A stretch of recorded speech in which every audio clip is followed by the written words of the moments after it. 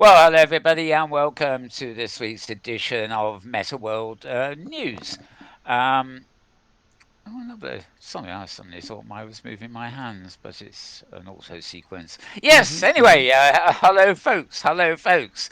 My name is Mal Burns, and next to me we've got James Atloud. Welcome, James. Oh, sure. Hi, Mel.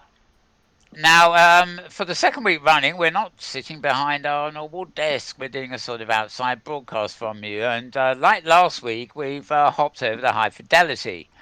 We're actually in a sort of public area called the Palace. They've done a squash job on that too, as I called it. In other words, the Palace is squashed together as one word.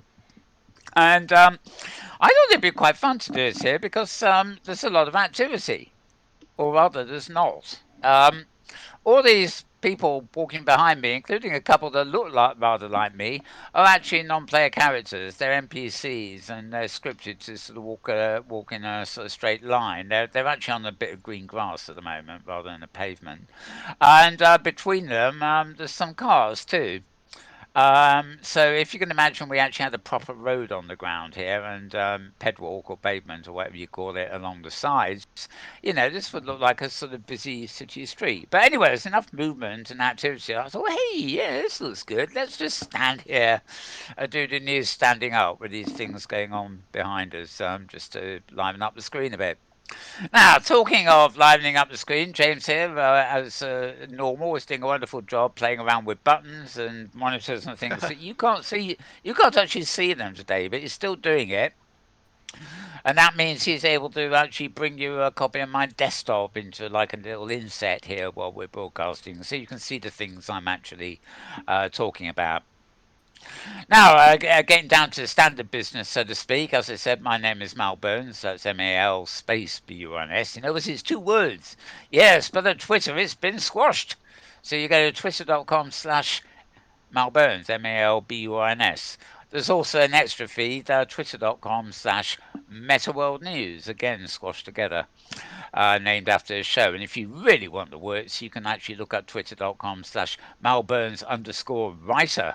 Yes, which has sort of destinations and stuff like that in it. Although principally they're still in the ye olde walled garden metaverse or world, should we say, of Second Life. Anyway, back to the thing. Now, oh yeah, now before I go anything else, there's a news item this week. Well, it was posted by somebody as news. I'm not including it because I was there actually.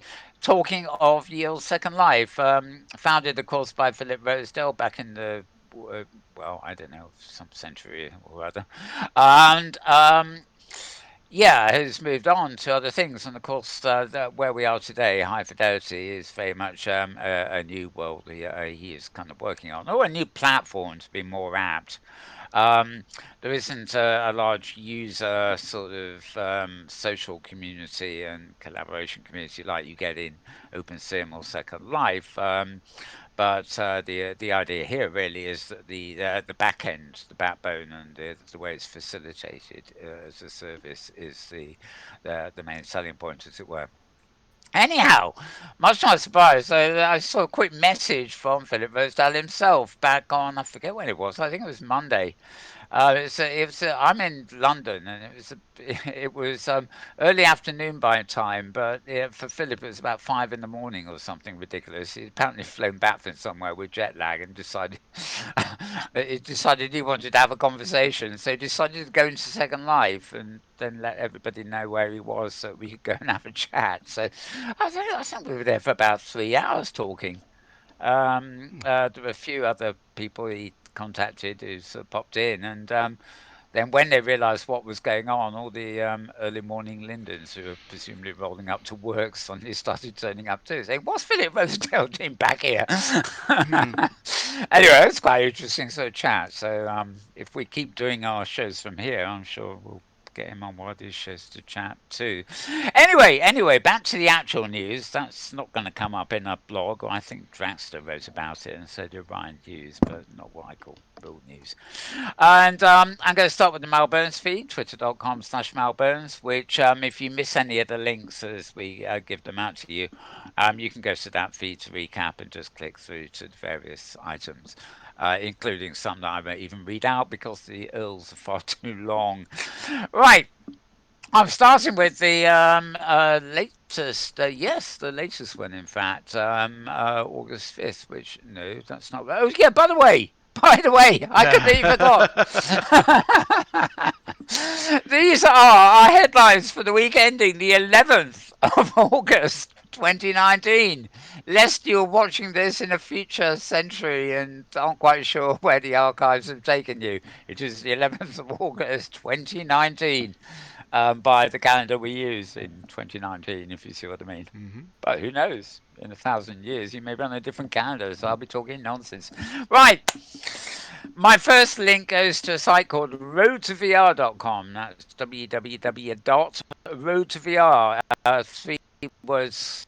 So road as in road, two as in TO, and then VR, the letters.com. And August the 5th, so this was the beginning of the week here.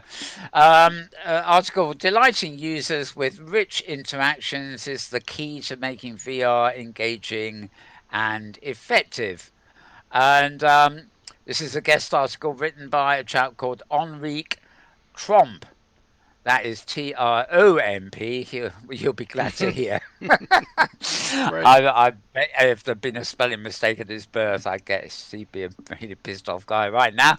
Anyway, he talks about challenges to developers, etc., etc. And as you go, there's a little mugshot of him. As you can see, he bears no resemblance to the urine head guy. And yeah, what we got? Yeah, little bits of stuff he's talking about. Um, Good stuff. Basically, a bit technical in a way, but it shows, it sort of looks out a very important part of VR, which is, interactions and stuff. Okay, moving on. Uh, this is the Daily Mail, all one word, .co.uk. This is a newspaper we have in the UK here. As you can probably tell, they're not the best at designing websites, are they? The headline A little goes jam dense. up to the Yeah. jam up to the margin on one side. It's yeah. It's all my stuff is in dark mode, so it's also possible. Oh, it's the Daily Mail Australia. Well, actually, the website you want is Daily Mail Go UK. Anyway, basically, virtual reality holds the key to saving the lives of thousands of Australians. I don't know why it can't save the rest of us too. Helping paramedics make urgent decisions during deadly disasters. Again, useful information about a use case, for virtual reality. And what what more can I say? Um, I'm getting very distracted. I'm looking at myself on the other screen being broadcast, and I see that my hands are actually seem to be moving as they are in real life, which means I don't think that's right, but it's almost as if my webcam is picking up my hand movements. Hmm. Anyway, sorry, I better look at the news instead of myself. How vain can one get? Okay, so that is Daily Mail UK, and how virtuality is helping paramedics in bushfires and stuff like that, I guess. Right. Moving on. Now, this is a site, it's PCMA, just the four letters, pcma.org. ORG, of course. And the title of the article is actually Virtual Reality Empathy Experience Convening Leaders. Um, and that's the web-based title, whereas it's been renamed here as Can VR Experiences Be for a Force for Good? I'm sure I've heard that title before. I'm just going to try to see if I can shift our little inset window here so you can So everything is the Daily Mail was doing it for real, but in this case, it's my positioning that's got it at the edge. Right, there you It's are. a little better. Yep. Can VR experiences be a force for good? Michelle Russell writing. Hallway at Pittsburgh's David Lawrence Convention Center during PCMA's Convening Leaders 2019 conference, which was back in January. You could take a deep dive into the ocean off the coast of Italy, find yourself suddenly homeless and forced to sleep on public transport, or experience what it's like to grow up as a black male. All you had to do was strap on a VR headset at the Empathy Experience hosted by IMAX. And there again, it just goes on about it. Designed by researchers from Stanford, of course. And there was actually, by the way, there was an interesting article referring to Stanford earlier in the week, Stanford University. This is about the prospects for people, studying technology there and their job prospects and stuff in virtual reality and stuff. And apparently, uh, people at Stanford presumably been able to afford to get there and get pretty high quality of education and stuff, the way American system works. But apparently their job prospects are looking a bit more dim. Maybe all the technology jobs in the USA have been filled. Anyway, that was an aside. Um, Anyway, it's researchers there that actually created these experiments, and as you can see down, we get a bit further down, and they're coming back to the good old theme of well, we've got to say expanding your worldview there, and how do you measure empathy there? And oh yes, there's the chap is doing a bit of talking. Again, a nice long article. Um, uh, giving you the words, convening leaders. There we are. There's a pretty picture to go with it. Somebody in a headset contraption and some other contraptions on their hand, and another, well, there's a contraption around their neck, but I think that may just be a sticker. Anyway, read more about that. The website you want is pcma.org. And if you forget or aren't making notes of any of these things, just go to twitter.com/Malburns, Malburns, and you will have endless links that you can click on to revisit these pages that I'm just showing you briefly. Right, putting this one away, if it wants to go away nowadays. There we are. Yep. And we're back to the site we visit quite regularly. This is engadget.com, engadget.com, and you can see that written at the top of the screen as well. Um, Faster, a logarithm could lead to more realistic sounds in VR. This is all about sound in virtuality. Um, and It's not so much to do with latency, which is something this place we're in at the moment, high fidelity, is pretty much tackled. Um, it's actually the way individual sounds are actually modeled. I suppose it's, you might have an application on the computer, and however good and great and state of the art the application is, you double click on the icon and it can take anything from 2 seconds to 20 seconds to load. Or unfortunately, you may have something that takes even longer, which is all really down to the optimization of the app. Well, sounds, especially in the virtual environment where there's a lot of different ones and have spatial qualities of distance and everything else, are very much the same. They need, it's like they need to res and appear quite quickly, independently of how much latency there is in terms of the sound coming from the server to the world. They all need to relate to each other, and the whole soundscape needs to be kind of in unison. So basically, they're finding or they're experimenting with new ways of actually coding this thing. Yeah, Brian O from Engadget has a photo here of somebody in a contraption. Yes, it's another head-worn contraption, and to be honest, I don't even recognise that one I because think it's it's just a got one Valve window. Index.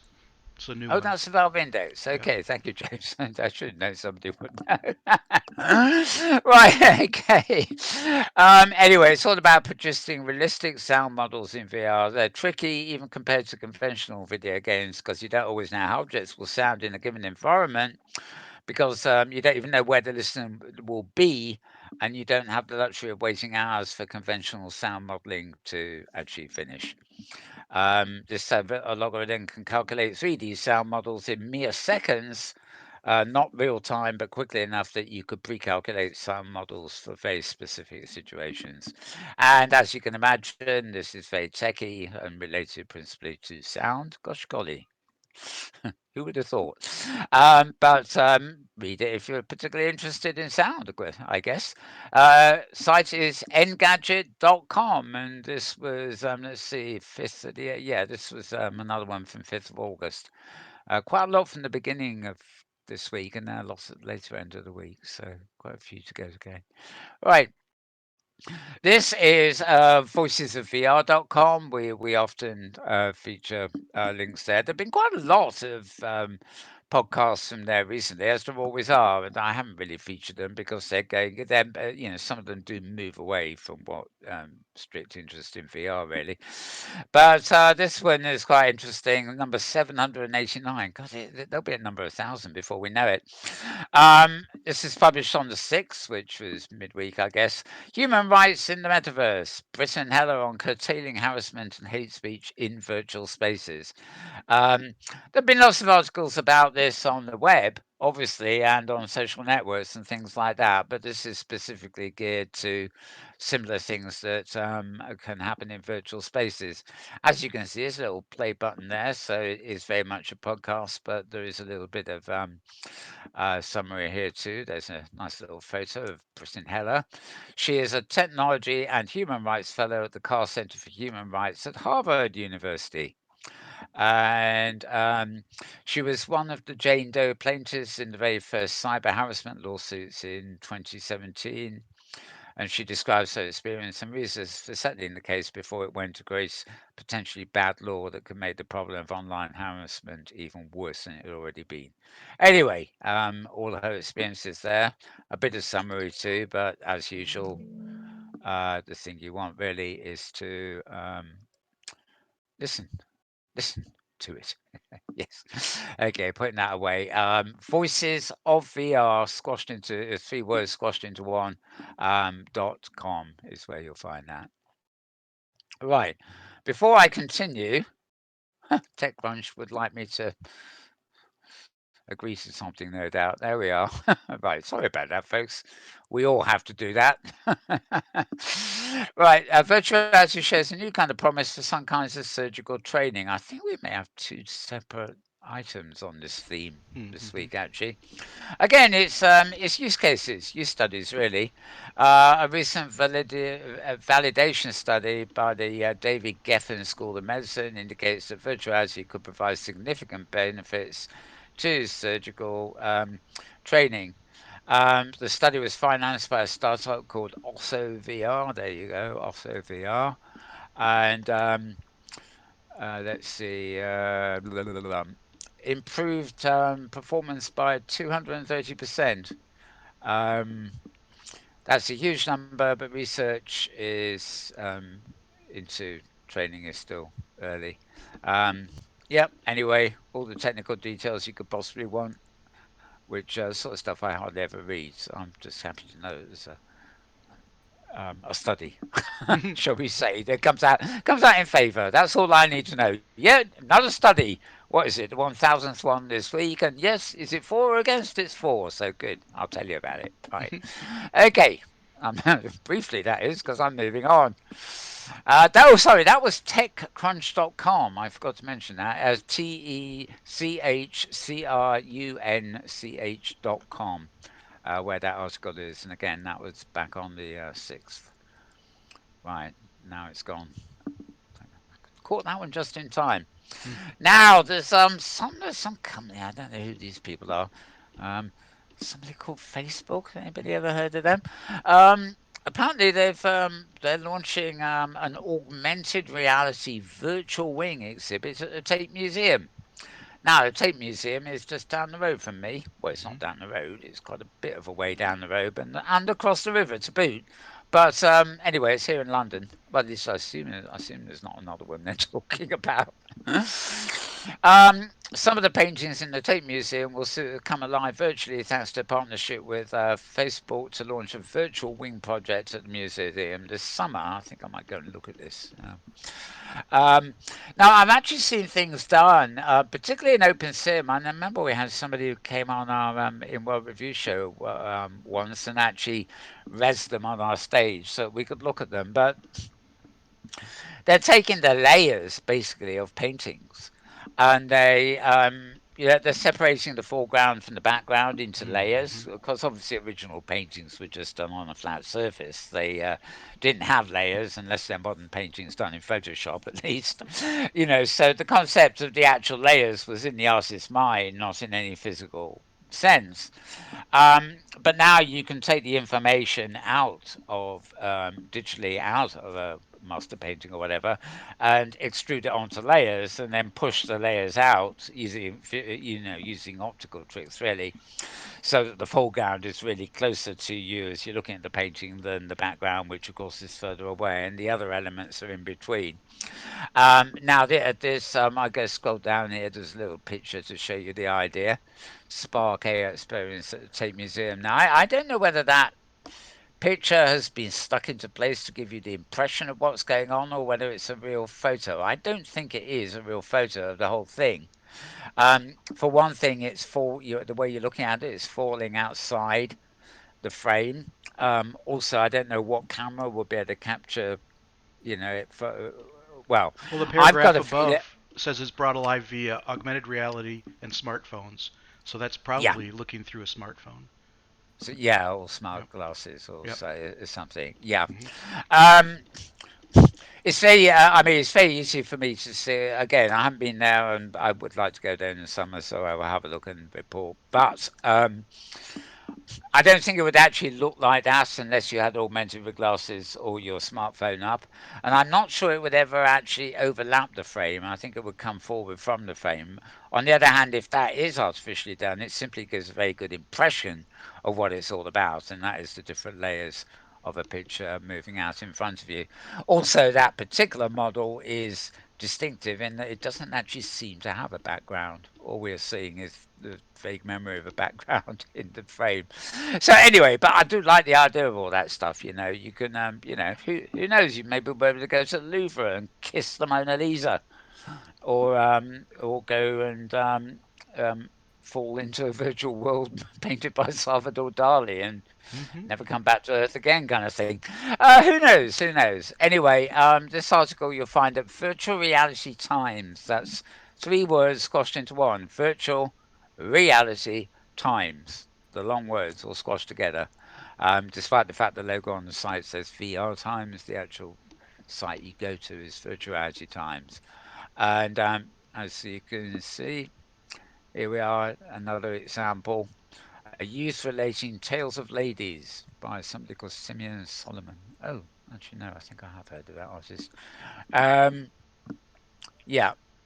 Now, I can't see exactly. Maybe that's how it appears before you look at it in an enhanced form. Um, this one, the VR, it's that double image sort of thing. So if you're looking at it through your um, cardboard type things, so you pursue, that is those two duplicate images are presumably offset so that you get depth. And yeah, and of course one here by Turner. Um, I love Turner's work, but Hmm. it's so sort of minimalistic in some ways. I mean, it's the impression that you get rather than any kind of detail. It's very hard to imagine that being enhanced with AR, but maybe it can be. I would think less so than a painting with a lot of detail that can be separated out. Um, Self-portrait by somebody called Gwen John. Again, presumably that just moves forward, as it were. And this looks like a pre-Raphaelite. John Singer Sargent. Yeah, he was one of the pre-Raphaelites. It's not the greatest one, I don't know, but yeah, actually it could almost be a Renoir type image as well. So, anyway, I'll just go down. So you're getting some idea here of the kind of I've lost Mal's audio. We have frozen up. Let's see if he's going to come back. Oh, and he's disappeared from high fidelity. All right, I think we'll stop the broadcast now for a short time. Possibly come back with a finish up.